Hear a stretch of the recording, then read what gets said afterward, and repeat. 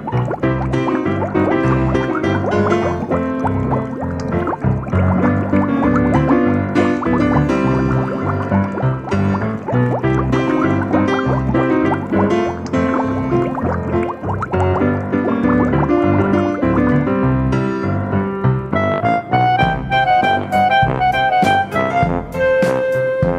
back again, and this time we're going to be preparing a sample of pure dry salt. Now Emma, of course, is going to do the experiment for us. She is all ready to go. Goggles, gloves, and of course the lab coat. Yes, and because we're using a Bunsen hair turn back, of course. So, this experiment, we're going to be using copper oxide and sulfuric acid. And together, they're going to make a lovely blue copper sulfate. You can see it here. This is what I prepared earlier. Actually, while we're here, you can see other things as well. You can see the black copper oxide. You can see anhydrous, that means no water, copper sulfate. And the hydrated, the pentahydrate copper sulfate there. Right! First things first, let's measure out about, let's say 40 to 50 millilitres of dilute sulfuric acid. Right, I'm standing back here, of course. Emma's wearing all the protective gear. This is only dilute, but nevertheless, we've got to be careful. Emma's now going to take a decent spatula full of the copper oxide. Now, this is actually this puffs up into the air. It's comes everywhere, this, so just be careful. Oh, good heavens! That was enormous. That? Yes, that's much better. That was, we had to make loads of it. There we are. Now, that looks, yeah, I'm poised. No, the experiment hasn't even begun. What for? I'm not sure. Well, can you, actually, this is something which you don't see in a lot of videos here. And this is sludge. Sludge. We are making sludge, slurry and things. It really doesn't want to dissolve, does it? It's suspended there. No. That is right. So we have a suspend now. What we need to do is we need now to make a solution, not a suspension. So we're going to give this a little bit of a nudge.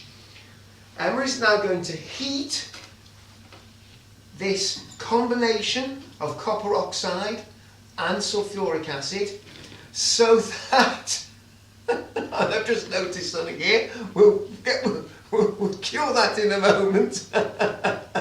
But what we're going to do is give the mixture that we've got a little bit more energy for the Bunsen burner so that we can actually then break apart the copper and the oxygen. Now, what I suggest, Emma is practicing anti-gravity. I'm trying to just come down here. Yeah. I will do. I will. There we are. Oh, God, it started already. No, don't do that. No. Honestly. How's that? Not out. Better? Can't get starved, can you? Right. Should we turn this down a little bit? I don't think we need this. I don't think we need it that time. Okay, I think what we do need to do is probably to give it a bit of a stir as well. I don't we look at it because, you know. There we go. Right. Oh, it's starting to bubble. Oh, well, right, yes. Yeah, that's all we want. We just want to heat it slightly. There we are. You can take that away. And if we now give it a little bit of a persuasion, right, we should actually then start creating the copper sulfate solution, which we should actually see as being this wonderful kind of blue-green colour here. Now, how are we doing? Not yet. Not yet. Still Not quite yet. black. Well, what you'll find is that actually you've got the copper oxide now suspended in solution, if like that will drop out. That's the difference between a suspension. A tinge of, actually, when you look at it, kind of with the light angles, you can see it. So is that it? Do I take it off now? Are we filtering it? Yeah, I feel pretty good because Yes? what we've done is, yes, I think so. Because what we have is we used an excess of the copper oxide because we really don't want to have any acid left over. We could actually go and test this now with some litmus paper or what have you. But I think, from years of bitter experience, that actually that looks pretty good. So now we need to get rid of the leftover copper oxide, which I can see well and truly in the bottom. This is going to require some filtration. Now, let me just see if I can preempt this as Emma does her folding. Origami, important. Creases. Remember, sharp creases whenever you're doing origami. I have a black belt in it, so I know. I also have the books from Robert Harbin. Back in the 1970s, and freezing cold.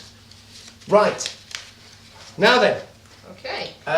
Let's see if we can adios this for the moment. There we go. That's gone. We don't need that right now. What we do need is... is that about right? Good guess. Oh. Look at that. That'll do. That is absolutely marvellous. Yes? Yes. Shall I pour? Oh, yes, why not? Why not? Still here. Oh, yeah, it is blue. Yeah, it is blue. It is blue. It's With, lovely. stuff in the bottom. Oh dear. Doesn't sound very good. Immediately off to the doctors. Yeah. Oh Do we dear. want all that in there? Not really, no. We don't want the sludge and the slurry and things. Good. Oh, that's a bit sludgy, isn't it? Right. That looks very good. So we leave that filtering out just for the moment. No doubt there will be some music in the background. Maybe some slides that you can see what's going on. So, until we're ready, we'll be back.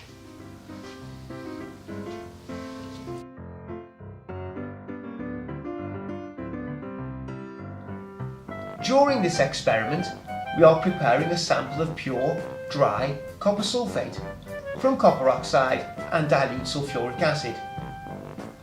The reactants are copper oxide and dilute sulfuric acid. The products are copper sulfate and water. Here we present both the symbol and word equations. Copper oxide is only weakly soluble in dilute sulfuric acid, and so we heat up the mixture to give the molecules more energy.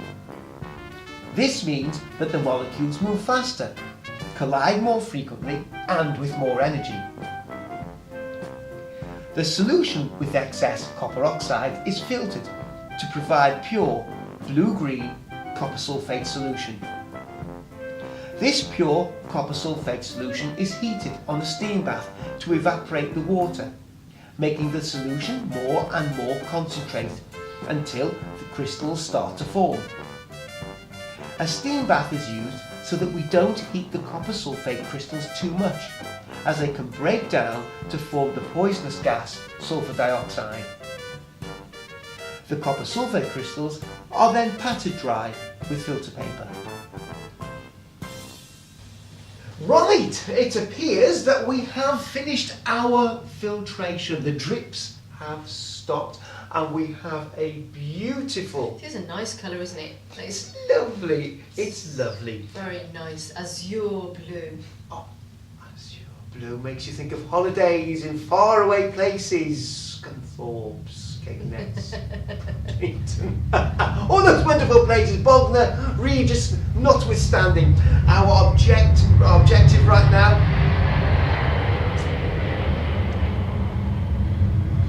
we wait for the aeroplane to go, hey? There we go. No doubt we'll cut the aeroplane out somehow.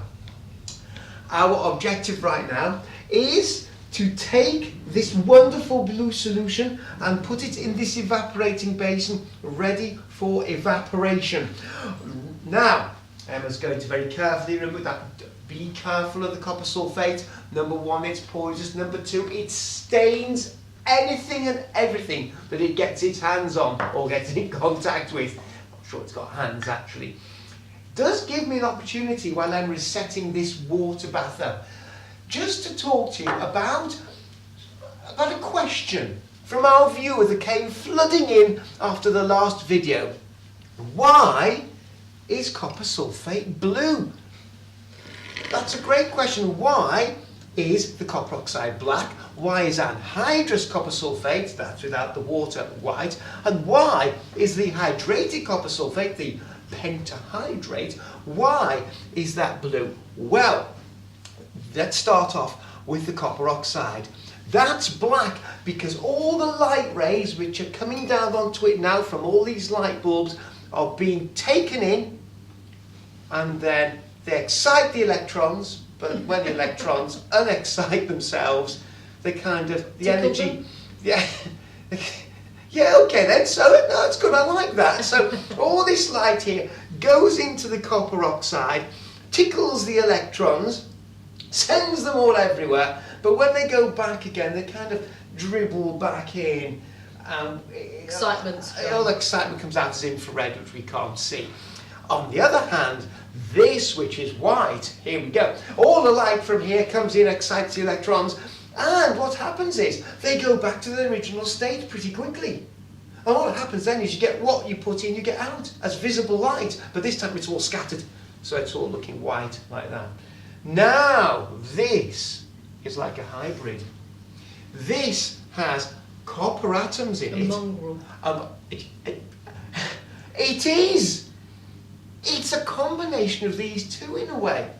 The actual copper atom is surrounded by water molecules, and these water molecules pull very slightly on the electrons, and the result of that is that when the electrons are excited, when they fall back, a lot does go out as infrared and is lost, but some comes back as visible light, which is blue. And we have water, which is the key thing here, in here, because that's the pentahydrate, and we have water in here, which I can't see because it was in there, but now in here, that's also blue because it is surrounded by water, as you can see from here. Absolutely right. How are we doing? Slowly. Slowly so, once again, no doubt we'll fade out and, well, yeah, we'll have to fade out. We could be here for a while.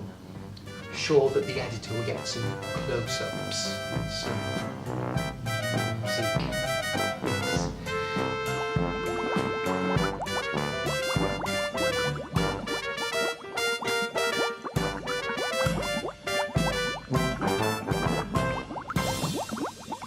We're about halfway through now. We've been going about 10 minutes, and you can see a lovely crust appearing on the top of our witch's brew. We'll be back and see how this looks in a few minutes. We're nearly there. We've been going now about 20-25 minutes or so, and you can see crystals forming very nicely here. In fact, we might be going a little bit too far. If you look towards the edge of the blue, you can see some of the crystals turning white. They're becoming anhydrous. So we need to stop this very soon, otherwise we'll just have a mass of white powder. Oh, don't mind which side we're on at all. Now, it's actually taken a little bit more than half an hour to get to where we are, but anyhow, the wonders of modern technology and the editing of film, we're ready to go. Now, what we're going to do is turn the Bunsen off. Emma's going to very carefully, because it will be quite hot, take the evaporation bowl. That's right, take it. I am standing well back. Right. And now we're going to bring the cameras in and have a closer look at this now. There, you can see beautiful blue crystals. They are a little bit white at the moment. I think we might have left it a little bit long there. And you can see that some of the copper sulfate has gone white, which is the anhydrous copper sulfate. Now let's see how we're going to dry these crystals. So Emma's now going to put it onto the filter paper. There we are. A bit of a scrape going on. Oh, the big lot there.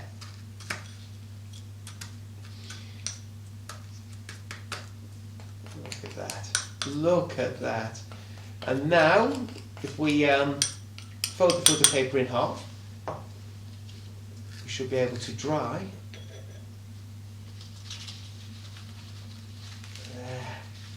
Dry the crystals.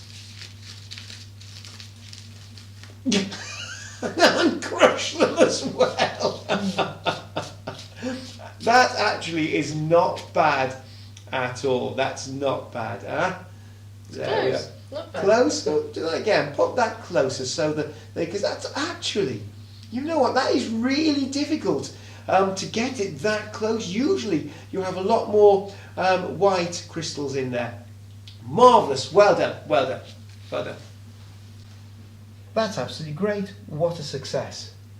That's absolutely fabulous. There we are. Another great experiment done to its completion there. We have just prepared a dry sample of a salt. That's great. We'll see you next time. Right. That's actually pretty good. That actually is